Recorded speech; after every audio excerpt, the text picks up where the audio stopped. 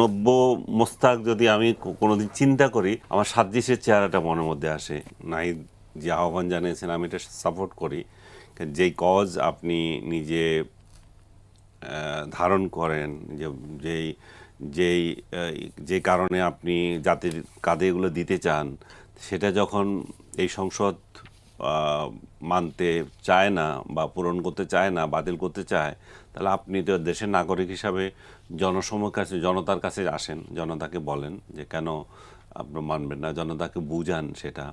এবং তবে এসএসএফ নিয়ে আইসেন না, আপনি যে এসএসএফ পান বা যেটা বাটপাড়ি করে শেষবেলায় নিয়ে ভিআইপি নিয়ে নিজেকে ভিআইপি আছে। যখন শেখ হাসিনা ক্ষমতায় ছিল তখন তখন যখন তাকে বঙ্গবন্ধু বঙ্গবন্ধু করে মুখের ফানা তুলতে হয়েছে, আর যখন শেখ হাসিনা ক্ষমতায় নাই, তখন তার বঙ্গবন্ধু এবং বাংলাদেশ বা মুক্তিযুদ্ধ নিয়ে তাদের ন্যারেটিভ চেঞ্জ হয়ে যাবে, সেটাই স্বাভাবিক।